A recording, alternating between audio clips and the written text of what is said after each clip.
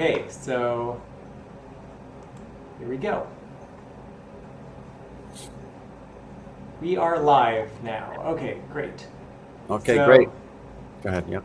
yeah, welcome everybody. This is part two for Get Our Groove Back in 2021 with Carl Puglisi. And again, I just wanted to thank Malden Cultural Council, which is part of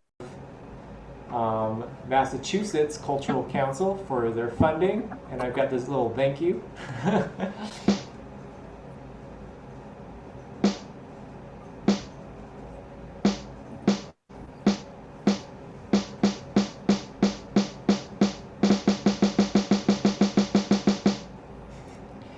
So just something, a fun way to say thank you. Also, happy Mother's Day today. Special thanks to all the mothers, and for that reason, we're gonna, start right now and just, give as much time as possible to spend a little bit of time with our families for Mother's Day. So, with no further ado, Carl Puglisi, take it away. Okay. How's everyone doing? I'm glad to be back. And I'm assuming everyone understood what we covered last week. But if anyone has any questions, feel free to message in the chat. And what I was going to do is a brief 5 or 10 minutes to review what we covered last week to make sure everyone's up to speed. And like I said, at any point, as long as it doesn't get too crazy, feel free to interject with any questions you might have. Or if I'm covering a certain topic and you're like, what about this? Once in a while it's fine as long as it's not overdone.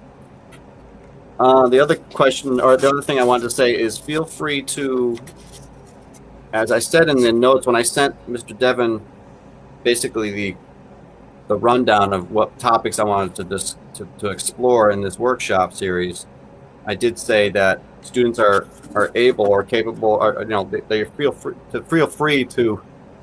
I want the students to be able to perhaps use some of the concepts that we discussed during our lessons here and explore with either what they're working on individually with their lesson plan or what they might be encountering throughout the week when they listen to their own music or whatever they might be, certain groups or whatever influences they have with music, how that might apply to what we're working on in the workshops. So if you have any examples or something you came across that you either have a question about or an example of what we discussed, we can maybe talk about that as well. Again, that's something maybe you can mention in the chat, and then maybe towards the end of the class, we could discuss some of those ideas. That'd be great. Yeah. So, for the students that are attending today,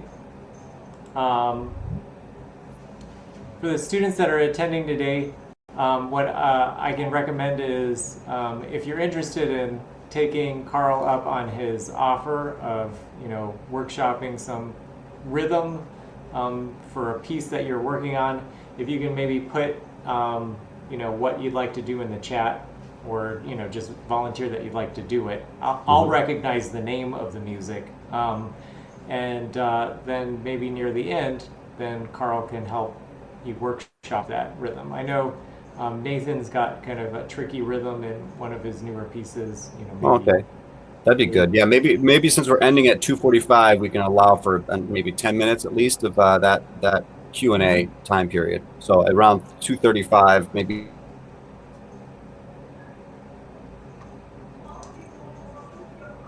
Yeah, that sounds like a plan. Carl, right now we can't hear you. Seem to have lost Carl.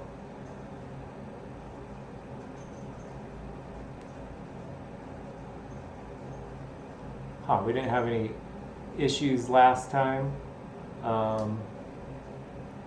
So again, if you want to, play some music for Carl, you can put that in the chat, and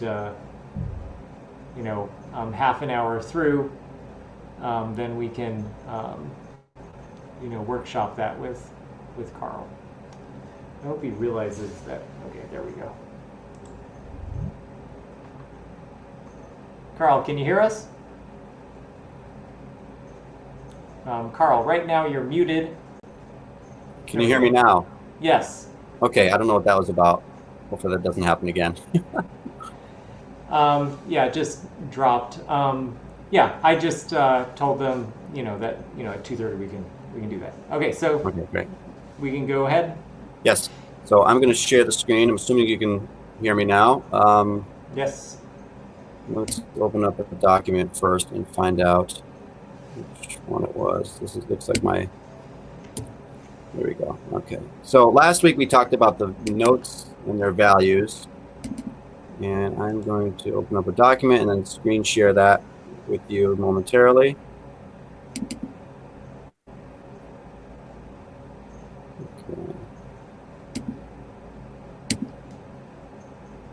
Okay. In case anyone's accessing the Google Drive folder, the document I'm opening up is the note rest tree breakdown.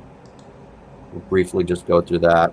For some reason, something's sluggish on my end here. That's may have been the reason why I just blanked out on you guys a second ago. Here we go. So let me share this. All right. That's one tab.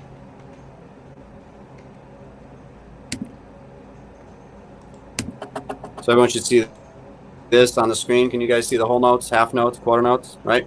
Yes. All right. So everyone knows that if you have a whole note or whole rest, it takes up the entire measure in common time signature, which would be 4/4 time. You could fit 2 half rests or a half note and a half rest. And, so any combination of these would work as long as they don't exceed 4 beats in the measure, which would mean 4 quarter notes, 8/8 notes, 16 16th notes, or 16th rests in their values. So what we are discussing are breakdowns of these, primarily these notes of 16ths and 8ths this week. And also the feel, just close that down. So I'm assuming everyone has that. You can access it again through the drive link. And let's just see here for a second. I'm going to, I guess we can, there was one more in there that we were going to discuss. Give me 1 second here. Okay, so let's open up. I'm gonna share this. I guess we'll get into this one. We're gonna go back to some of the syncopated patterns next. Let me share this screen with you now. This document, which is, I don't know if we covered. We may have seen this, but I don't know if we actually worked through it last week. So everyone can see this one that I have open now, which is basic notation. It shows you whole, half, quarter, and eighth, and underneath. There's two lines there. Underneath are the same values in the rest format. Mm-hmm. And then we have underneath that syncopation, and this would be 8th note syncopation, and these are all straight 8th note fields. So when I'm talking about straight 8th notes, most people know that all the notes, if I were to clap a full 8 8th notes in a measure, there'd be 2 per beat. So we're talking 1 and 2 and 3 and 4 and 1 beat just being 1 and, second beat obviously being 2 and. So if you have a measure of 4 beats, 1 and 2 and 3 and 4 and would be evenly spaced 8th notes. You could fit only 8 in the measure. So here's a combination of quarter notes. If you're looking at measure 5 here, the second line or third line down, but it's measure 5, 6, 7, and 8. You'll see a combination of where my cursor is, the quarter notes here, and then you have 2 8 notes on 1 in the and here's an example of a syncopation pattern, which would have an 8th rest on 2, 8th note on the 8th rest on 3, 8th note on the 8th rest on 4, and the 8th note on the of 4. So that 2-measure rhythm, which is why I put that double bar line after it, is a good pattern to practice if you guys wanted to work on syncopated notes. So I'm just going to clap this out. If anyone wants to try it out after I do it, maybe you could raise your hand or just put something in the chat, and we can have one of you clap this 2-measure pattern out. But this is, again, measure 5 and 6, 6 of which is not labeled 6, but you can see the 5 there on the left side. So quarter notes, and then going to the 8th note syncopated pattern. I'm going to clap it out. So 1, 2, 3 and 4 and 1 and 2 and 3 and 4 and 1 and 2 and 3 and 4 and. I'm trusting everyone can hear that. Is that correct? Yep. Good. All right. Does anyone have any questions on that? No? Well, does anyone want to try what Carl just did? Yep. I think everyone here should be able to do that. Yep. We could go right to that right away. Let me stop this share, and if anyone wants to, you can either do it audibly or. Maybe keep it up there, so that we Yep. can. Oh, that's obviously. Yeah. Sorry about that. 1 second. I was thinking I got to see you guys do it, which I don't need to do it all. So 1 second. I'm sorry. It's okay. Yeah. So can I get a volunteer? Maybe. Don't move on my part. There we go. Maybe we get All right. 2 or 3 volunteers, and And okay. you can go ahead. Slower pace than I even demonstrated it at too. Okay, so Harshini or Ananya seems like they want to try. Great. Is that Harshini? Yeah. Can I try? Yeah, Sure. absolutely. Just count yourself like I did. I counted a full measure to begin with, so everyone knows where you're starting. It might be good. Just one measure outside. Okay. 1 and 2 and 3 and 4 and 1 and 2 and 3 and 4 and 1 and 2 and 3 and 4 and. Great. Excellent job. Anyone else want to do it? Try that, or you could try another measure there, which I haven't demonstrated yet. A group of measures would be measured. Let's say the measures after it would be measures 7 and 8 on the right side. I think I'll try. I'm sorry. Say again. You'll try I'll which try. one? Let's try like 5 and 6, like you said. Go ahead. Yep. 1 and 2 and 3 and 4 and 1 and 2 and 3 and 4 and. Excellent. Excellent. So let's do this. To save time, if someone, instead of me having to do it, if anyone wants to try another 2-bar section within that same grouping there of the 8th note syncopation, feel free. We could do, like I said, measure 7 and 8 of that same line, or below it, which would be 9 and 10, or 11 and 12. Am I saying that right? Yeah, exactly. So 5, 6, 7 or 8, 9 or 10, or 11 or 12. Jaden and Jerry, do either of you want to do it?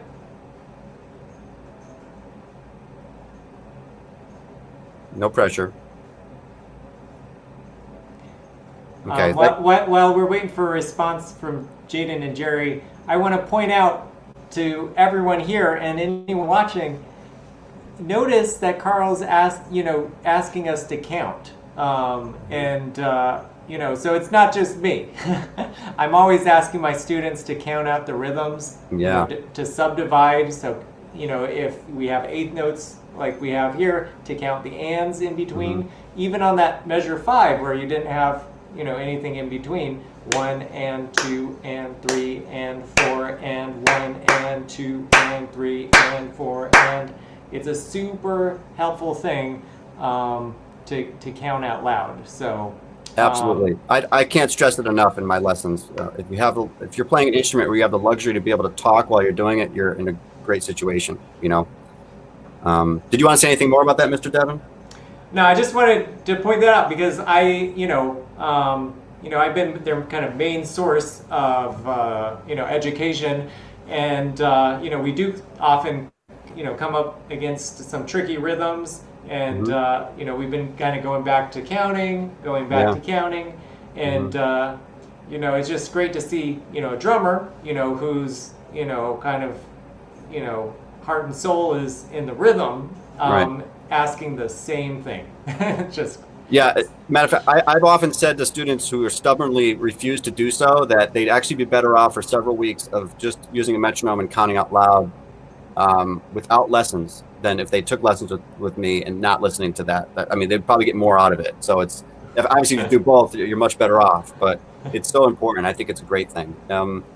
And as Devin may have said, if you're counting the ands on the quarter notes, it helps you set up the rhythmic accuracy of when you're playing the 8th notes too. And even smaller subdivisions like 16th notes as well.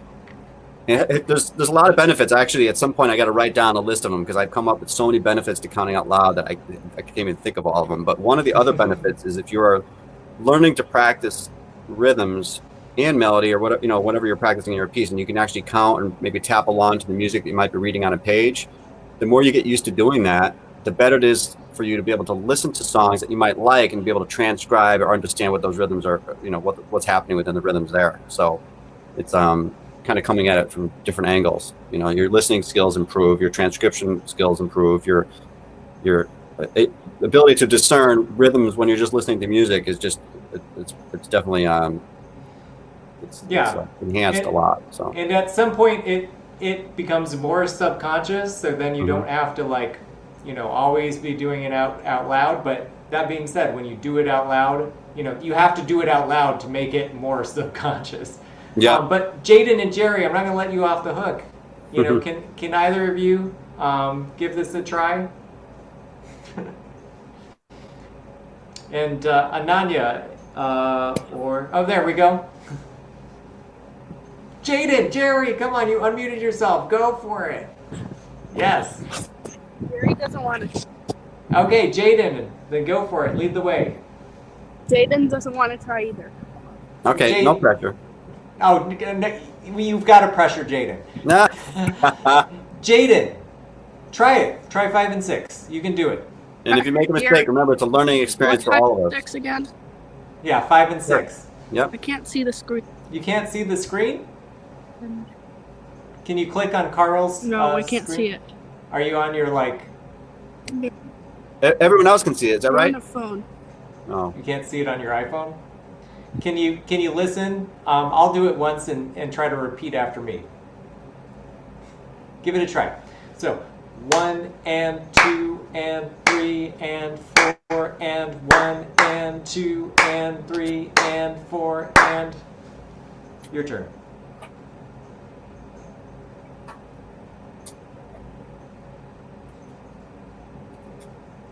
And 3 and 4. Okay, it seems like maybe they don't have a good enough connection to see the screen. So Yeah, possibly. Yeah. That's cool. If anyone else wants to try any of the other ones, like I said, 11, 12, 9, and 10, let me know. But what I will do is, if no one else is going to offer that, I will just run through the next sets of 2-measure phrases for that section of the piece of music we're working on. If anyone has issue with something I'm playing, like they don't understand why I clapped it a certain way, then maybe you can chime in on that. All right. So I'm just going to. We got some volunteers to try some other ones. Certainly. See from Harshini and Ananya. Go ahead. Yeah. I want to try the measures 9 and 10. Great.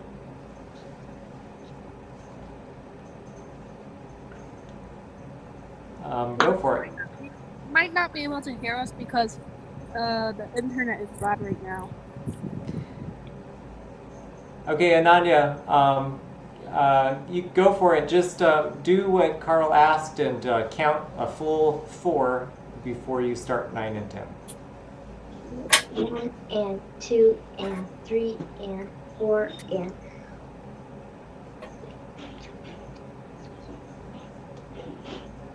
1 and 2 and 3 and 4 and 1 and 2 and 3 and 4 and. Oh, I see. Ananya did 5 and 6 right underneath it. Yes, I think so. Right. Yep. Is that right? Yeah. So technically, it was measure 5, 6, 7, 8, 9, and 10 that you did. That's great. Yep. Well, it looks like 5 and 6, but the second part. That's the way the notation software worked. It's actually, you're right. It's measure 5 and 6. It's the bottom. What do you call that when they're both staffs are connected like that? I forget the name, but A stave? typically I don't know, the bottom of the stave. the bottom of the staff. Yeah, technically it'd be like a bass clef usually if you're reading piano music. That's great. All right, so to speed things up a little bit, excellent job, everybody. I'm just gonna clap the last 2 measures of line where that has where the beginning is a measure 5. So 5 and 6 we already did. I'm gonna do 7 and 8.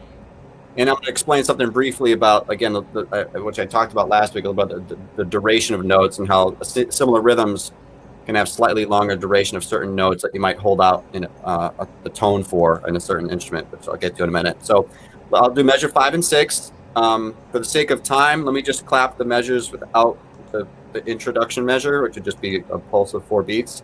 So I'm just going to say it right off the bat. Measure 5 and 6. 1 and 2 and 3 and 4 and 1 and 2 and 3 and 4 and. Okay, measure 7 and 8. 1 and 2 and 3 and 4 and 1 and 2 and 3 and 4 and. All right. 9 and 10, which is what we just heard. 1 and 2 and 3 and 4 and 1 and 2 and 3 and 4 and.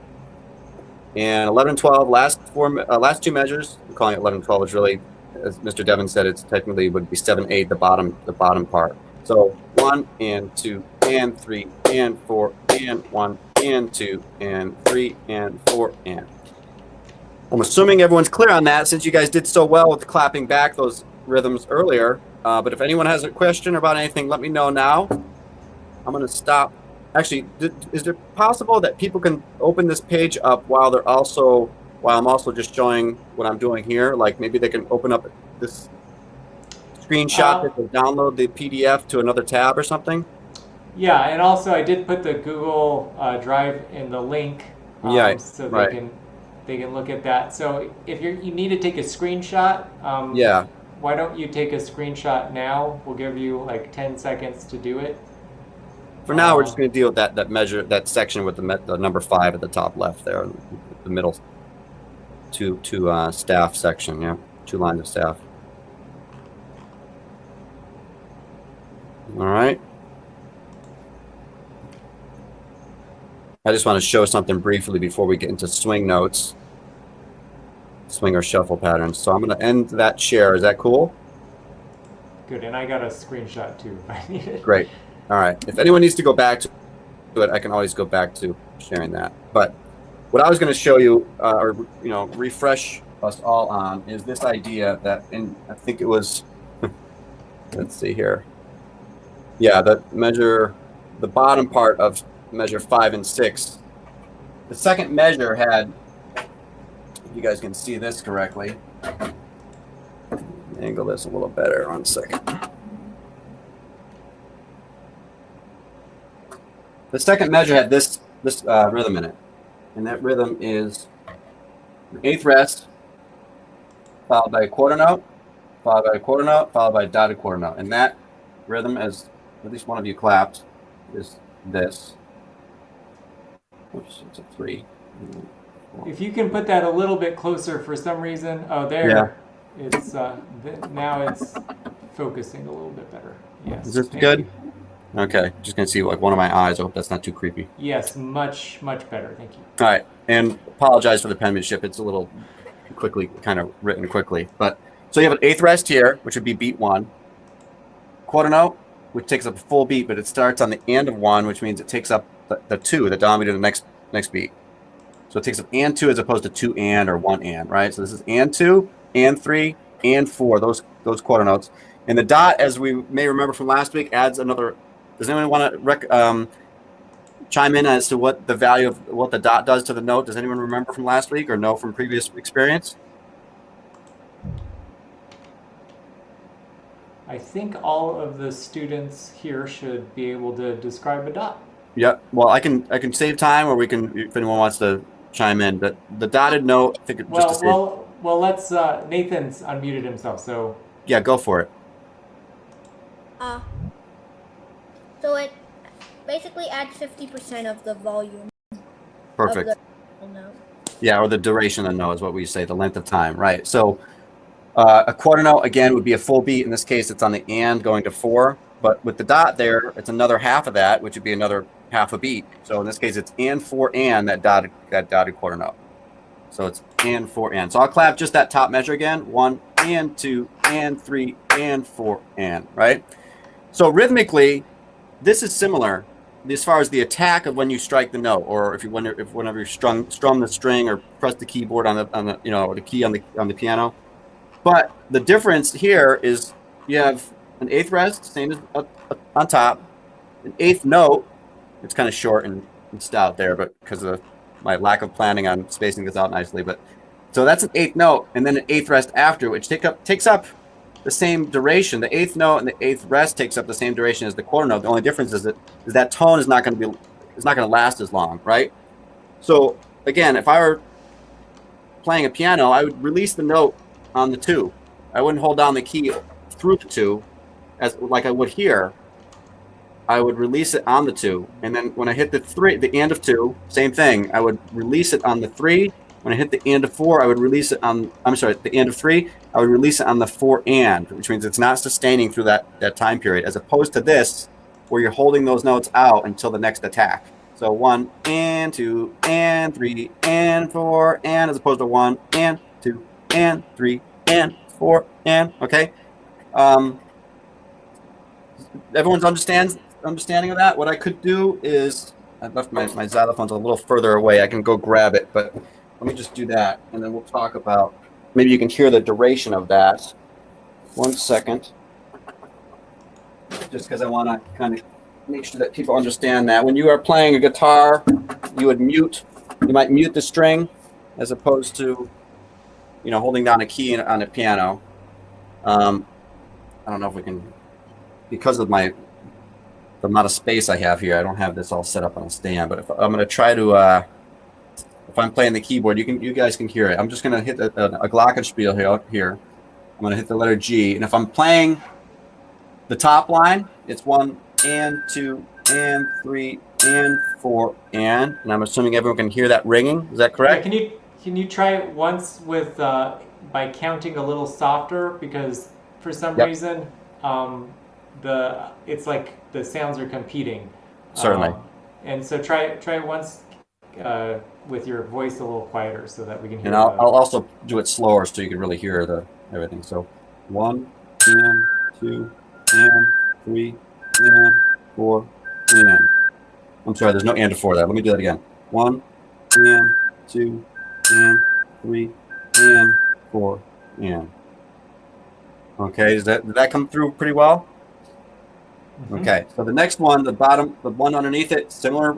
Again, all the attacks of when you strike the note would happen at the same time. You're going to hear definitely a shorter tone. 1 and 2 and 3 and 4 and. Let me do that again, because I should really not mute it until the next downbeat. 1 and 2 and 3 and 4 and. So again, the length of the note and how that.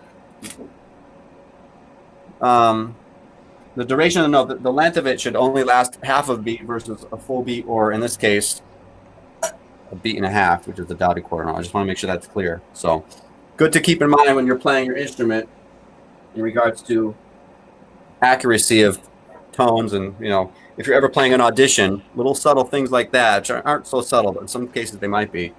An adjudicator would be judging that based on, the finesse on how you're playing, things like that could make you or break you in an audition in some cases. If you're competing against district piece or something like that, we have a bunch of the top-notch high school or junior high school students competing to become elite of a certain section of or county or whatever it is in Massachusetts, and you're between a few people. Those articulations can make a big difference. So just to keep in mind. All right, so we only have maybe a few minutes before we want to start getting to any Q&A. I was going to just cover one more thing, but before I do that, can I share with you, Mr. Devin, a link for an audio? Yeah. There we go. 1 second here. I have to refresh this. We may or may not have time to get to the thing after that, but let me just. It's funny how everything's all queued up until you need it, and then it's not. All right, 1 second here.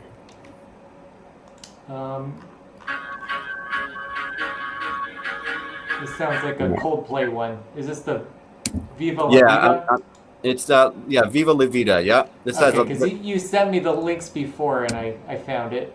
Did we actually do this one last week though? Because we did another Coldplay one last week. No. But you did send me a list of links, and so I could also send. I got it right here. I can send it in the chat too, if that's easy. If other people want. Oh yeah, please do that. Let's hear 1 second here. This should do it. So if Yep. people click on that one, I'm we good- can't do it I'm- all at the same time though. Well, I'm gonna broadcast it now. Yep. Actually, before you start it, What were you gonna say? no, I'm sorry. Before you start, I just wanted so the beginning. All we need to do is listen to the beginning, first 8 measures or so. You'll see a lot of syncopated patterns or syncopated rhythm within this 2-measure phrase, I believe it is, and I'll write it out for you guys right afterwards, and we'll discuss it briefly. So go ahead. I'm sorry. Yeah, and I think as we're listening, if we can kind of like find the pulse, with our hands and our bodies, that will also help. Oh yeah, and one more thing too.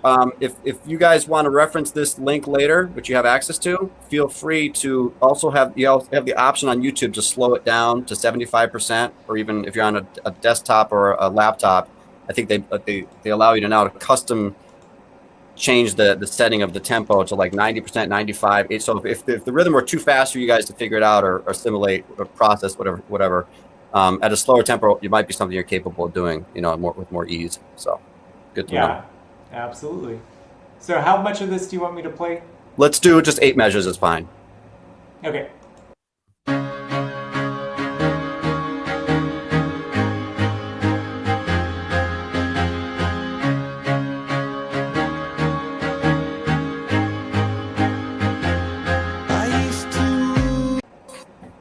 So some of you may have recognized that song.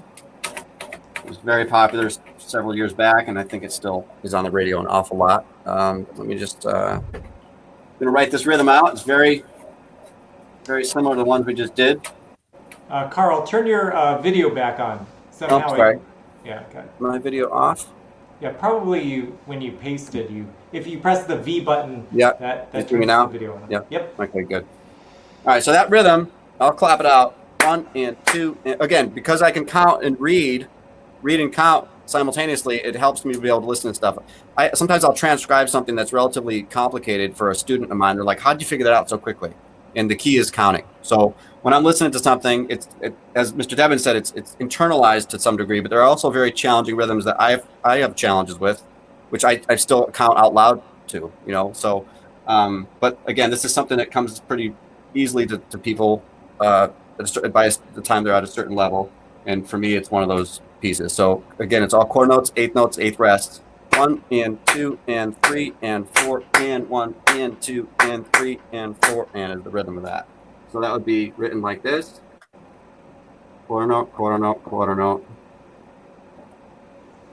And the syncopated pattern starts on the and of 3. And I believe those are shorter notes, which I'm not hearing, like I said, a downbeat of 4. So this would be the rhythm for that. 1 and 2. I'm going to put this a little closer. Measure 1 would be 1 and 2 and 3. I'm sorry, I was wrong. This is on the 4 and. 1 second. The syncopated pattern starts on the and of 4. Getting ahead of myself.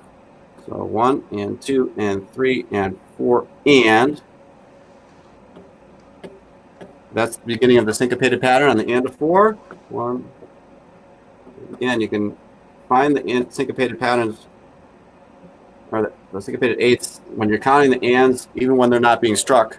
The quarter notes, for instance, you count 1 and 2 and 3 and 4 and that's where, again, the syncopated pattern is when the pulse almost feels like it's on the upbeat, which would be where the ands are. So.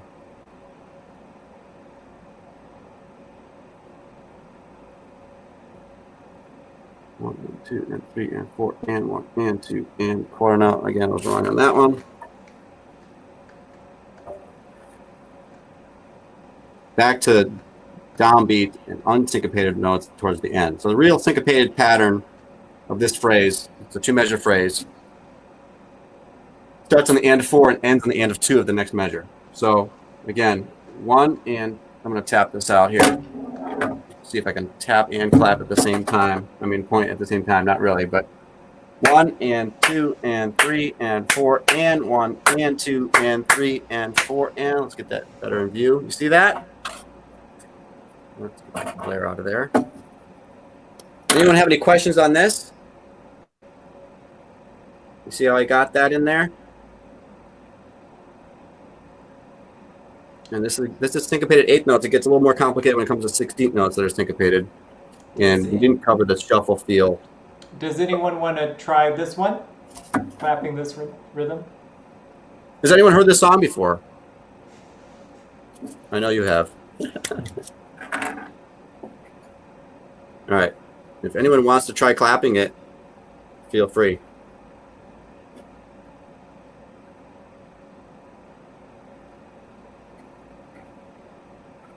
No? It'd be nice to have one volunteer. Just give it a try. Can everyone see it all right?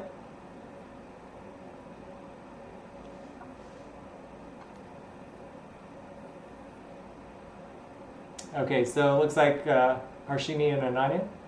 Great. I want to try. Great, Ananya, go ahead. 1 and 2 and 3 and 4 and 1 and 2 and 3 and. So those last two are on 3 and 4. Right. So maybe start over. 1 and 2 and 3 and 4 and 1 and 2 and 3 and 4 and. Perfect. Yeah, excellent. Great. Good job. So one thing to do that I just thought about a little technique that I use with students. If there's ever a time, let's say you made that same mistake twice or 3 times, I tell my students sometimes, stop on the note that you start making the mistake on. So make that your goal. Don't worry about the anxiety. Don't add more anxiety to like thinking you have to do the whole 2-measure pattern.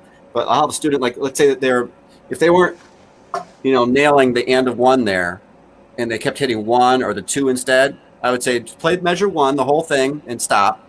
Then try adding the second or the first note of the next measure. So 1 and 2 and 3 and 4 and 1 and. Okay, that 5-beat pattern. And then I might say, okay, now do all 8 beats, but leave a rest on beat 2, 3, and 4, and just get used to the first 4 beats ending on beat 1. You know what I mean? And it's helped a lot of students a lot. They just, because sometimes you're thinking about, a lot of times people make mistakes because they're anticipating what's coming after instead of focusing on what beat they're on now, taking it slowly and things like that. It happens to me too. It's something that, even more advanced students will have an issue with. So I do that myself too. I stop on the note that I screw up on and just try to nail the attack of when that would happen. But that was excellent. Great. Well, I was going to get into swing or swing/shuffle notes versus straight 8th notes today, but we are at 2:38 right now, and I was wondering if we wanted to talk about any questions people had. You mentioned student Nathan that maybe had a challenging piece that you wanted to discuss, if that's an option. Yeah, Nathan, do you want to show Carl that one part which has the 16th note syncopation? Yeah, I will. Just do us a favor and turn on your video and show the music. I'm in the office. I don't have that sheet music with me. I've got that at home, so I wouldn't be able to put that up at the moment. So if you put it Okay, up, well. then we can see it. Great. And I'll maybe take a screenshot while you do that so that I can get a good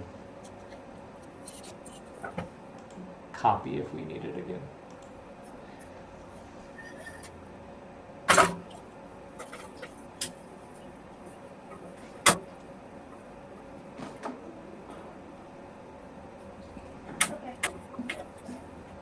Can you put the music up to the screen so that we can see the music? Yeah, the sheet music. Oh. Yeah, because otherwise Carl's not going to know what it's supposed to be. Oh God. Well, Can can you do it the other way where you pick up your sheet music and then just kind of put it up to the screen, like to the camera? Sorry. I thought you meant like while playing. No. We just need it once. Okay, so we're going to look at this place and measures. Is that 9? I can't quite remember. 9, 10, 11, and 12, right? That's the tricky spot. So look at, 9, 10, 11, and 12. and I took a screenshot of it. Yep. I think I so- see it. Yeah, so I can put it up on the screen if we need to. Is that the third line down we're looking at? Yes. Yep. Hold up for one more second. Okay, there. Great, awesome, thank you. Should I play it or? Yeah, can you just start from that section?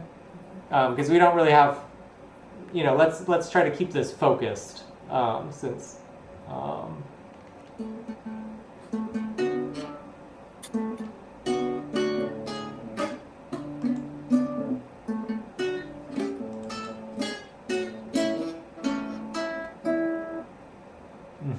There.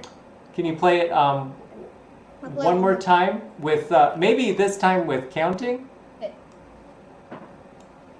And you can go slower too if you want. It might help the rest of us as well. And the 1 E and the 2 E and the 1 E and the 2 E and the 1 E and the 2 E and the 1 E and the 2 E and the. Great, I'm gonna share the little snippet so that we can look at it together. Can you see it now? Yeah. Yep. So Carl, if you were, I think Nathan's doing a pretty good job of it right now. But Yes, if you were picking this up and trying to figure out this rhythm, what would you do? And if you have any advice for Nathan? Well, first off, again, you see a bunch of notes there because you're dealing with chords on a melodic and harmonic instrument. So you want to, if you're just dealing with rhythm, I talked about to my students about flattening all those notes to act as if it's all on one line. So it's hard. Sometimes you see all these notes and like the rhythm almost, you get distracted from the rhythm because you see all the vertical notes, you know what I mean? Like the notes, the 3 notes at a time happening. So if you see a measure 9 there, if I were to collapse all those notes to one line, let's say it's line C or something, you have a rhythm. The notes that are D below the staff and then F at the top of the staff would be beat 1. And then you have connected. So, and the other thing is too, it's like you see the rhythm connected on the bottom notes. There's a dotted note there that's corresponding to the I believe, of the next bottom note. So where those 2 P's are. I don't want to get too confusing here, but that's really the bottom 2 notes, which would be a D going to an A, right? Mm-hmm. 1 E and all right? So if you're collapsing all the notes from the top down, it's really 1 E and which is, I wrote that here, if you could see my screen here. Beat 1 here, 1 and is the same as beat 1 there, only collapsed into one line. Can people see this? What I transcribed here on my screen? Yes. I don't know. Okay, good. And so beat 2, again, you've collapsed the A at the bottom to the G on top, as if it's all on one line, let's say C or B in the center. That's, again, just 2 and. So we know that that total rhythm is just what I wrote here. As I was hearing it, I was writing it out. So this is 1 and 2 and, the top line here. Okay, it's not a full measure. I'm just writing the first 2 beats. So 1 and 2 and. The real tricky part is after that. So, Mr. Devin, if you don't mind putting that back up one more time. Yeah, I will. The reason I was undoing it is the focus gets on here from the broadcast, and we can't see you. So I just. Okay, sure. Yeah. Okay, so now you have, so this is 2 beats per measure. So this is 2/4 time. So actually, what I did write down on my board is actually a full measure because it's 2/4 time. So now you have the same thing happening, not the same thing, but the second measure, where that again, the D below the staff with the F at the top. That's a 16th note tied to an 8th note, which I also wrote here on my screen. When you have a 16th note, it's only 1/4 of a beat, as opposed to a half of a beat like an 8th note. If that 1/4 of a beat is connected to the next note, I'm sorry. So that 1/4 of a beat is taking up only one of a 4-syllable pattern, which is what I call like 4 syllables. When I'm saying 1 E and that's 4. 4 syllables in one beat would be 1 E and That's how we usually count the 16ths. So you have a 16th note on the 1. The next note has to fall, because the first note is a 16th. The next note has to fall on the E, which would be the second syllable of that beat, or second 4th of the beat. Okay, and that note is an 8th note on the E. Okay, so I'm gonna write how we count it. We usually say 1. E would be the second 16th note. The and would be where we usually count 1 and 2 and for eighth notes. And this would be the which is lowercase a. And that's the rhythm that's happening there. 16th note tied to an eighth. The eighth note takes up the half of a beat versus a fourth of a beat because it's not a 16th. This is an eighth. And the way you know that is because it's not connected with 2 beams. This is 1/16th note because you know it's two horizontal beams, the top one and then this one is broken. And this is broken because this is an eighth note. It's not a 16th. So if you know that this is an eighth note and it must fall on E because the 16th note is on beat 1, then this eighth note, which takes up half of a beat, must take up E and. And that's why you have a rhythm 1 E and as a rest or held out if the note is sustained, like I think it is here. And then you strike the That pattern is going to be 1 E and Okay. And then I think there's a rest there. I wrote it as a tied note. Tied notes would mean that you're just sustaining the going to beat 2. But let me just play this whole pattern. 1 E and 2 and I'll do it again. 1 E and 2 and because this is an eighth note on 2, which technically would take up the E and then and. Now I think what I saw in the music, I mean, technically there's a note there that letter A below the staff with the eighth note that's pointing down on beat 2 of measure 2 there, measure 10, I should say. That's an eighth note that he's hitting, I believe, one of the lower notes on the strings of the guitar. But the top part, again, there's a rest there. You see that's an eighth rest above it. So yeah, I guess he is right. You did play that note there. I didn't hear it. I don't know if I heard it or not, but regardless, since that note's being struck on the A low key or low string, whatever it would be, then it's going to the A, an octave up on the and. So I'm going to clap that rhythm again, whether you're looking at the measure 10 in the guitar piece or my transcription here rhythmically. It's going to be 1 E and 2 E and So in this case, he is striking the 2. I'm going to erase that tie. The tie, just remembers, as a reminder, is the note. Two notes that are connected by a tie means that you strike the first note and you hold out the next note without striking again. For the duration of whatever the value of the next note is. So hopefully there's a lot of information there. I hope everyone understands that or got it. If anyone has any questions, you may speak up.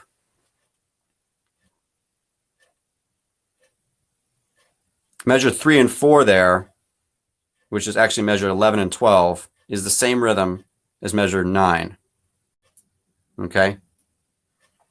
Can people hear me? Yeah, we can hear you. Okay, great. I forgot that I was muted. That's fine. Let me clap out all 4 measures. So measure 9 through 10 in the guitar part would really be 1 and 2 and 1 E and 2 and 1 and 2 and 1 and 2 and. So measure 10. I'm sorry. Measure 9, 11, and 12 are rhythmically the same. And measure 10 is the only measure that changes to a 1 E and 2 and for that measure. Does that make sense? So when I'm seeing that, I mean, I don't play guitar. If I played piano, it would take me a while to figure out, a few minutes to get all that in there because there's a lot of notes. But rhythmically, as a drummer, I just collapse all that rhythm into one line. Again, if I were to write this out as a snare drum pattern, it would be written on the letter C of the treble clef above the B, an octave up from middle C. I like that word you used. You said flatten. Nathan, it looked like you unmuted yourself. You were going to say something? I just saying yes. Yeah, that makes sense. Does anyone else have a question for Carl? And then we'll end today's session.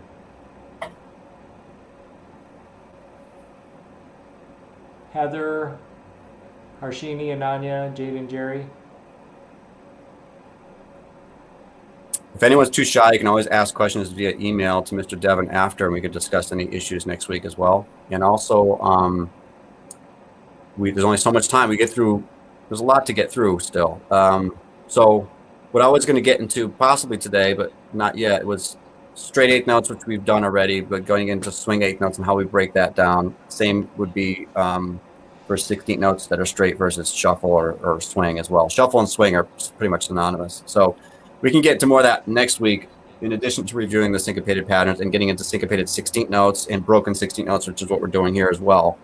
That would be probably our main topic for next week too. So Yeah, I know that my students haven't really spent that much time doing swing, so I think that will certainly be beneficial for them.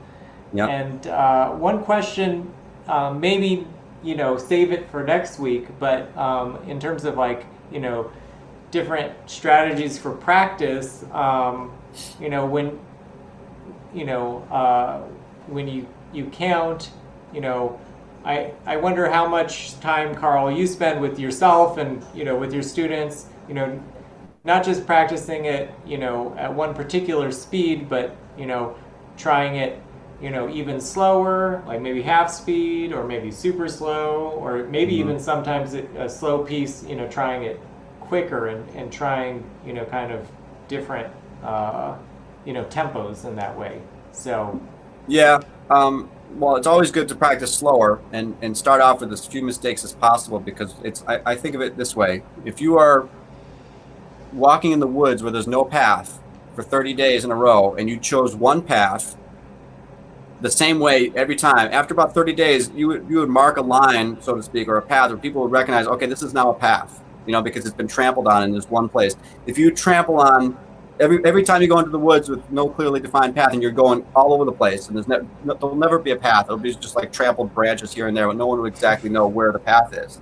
So if you practice slowly, it's the same idea, and you're kind of patterning your brain to work in a certain way, with neurons developing in a certain way. So if you practice a bunch of mistakes, it's the same things happening like in your brain with a network. Okay, so not to get too deep into science and neuroscience, and I'm not a neuroscientist, but this is the same way. I remember reading an article many years ago, and the professor that wrote the article, it was for marimba, which is like a xylophone for percussion.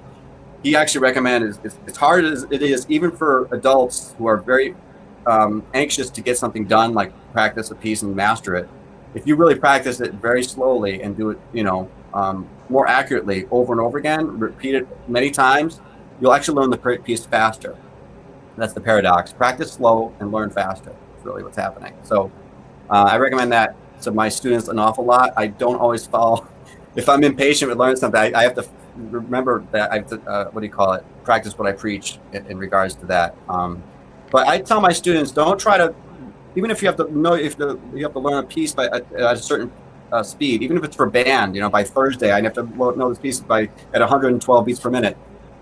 Don't worry about it so much. I mean, practice sections, 4-measure patterns or phrases, or 8-measure patterns, I should say phrases, repeatedly at a pace that's slow. And you'll find if you do it over and over again many times, actually you can end up playing it faster later, or maybe the next day much more easily than if you try to rush it too quickly. It doesn't really work as well. So that's some of my advice on that topic. I agree with you. There's that saying, slow practice will get you there faster. I think. Yeah.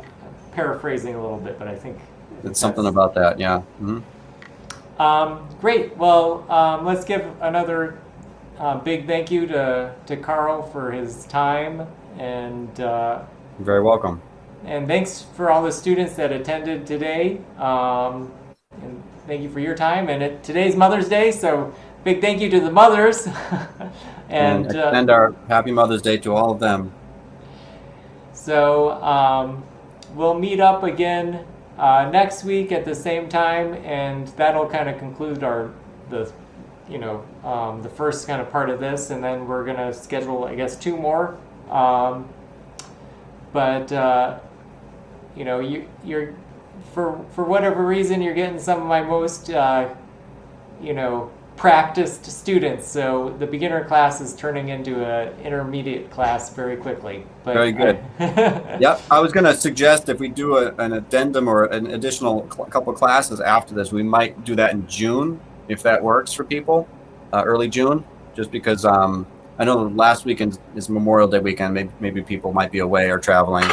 And the weekend before that, I could still do it if need be, which would be the 23rd, I want to say. But we could Well, discuss yeah. that next week. Yeah. Yeah, we can discuss this later. So I'm gonna stop the live stream on YouTube, which also helps kind of record these things. So thank you if you're watching on YouTube. There we go. Thank you.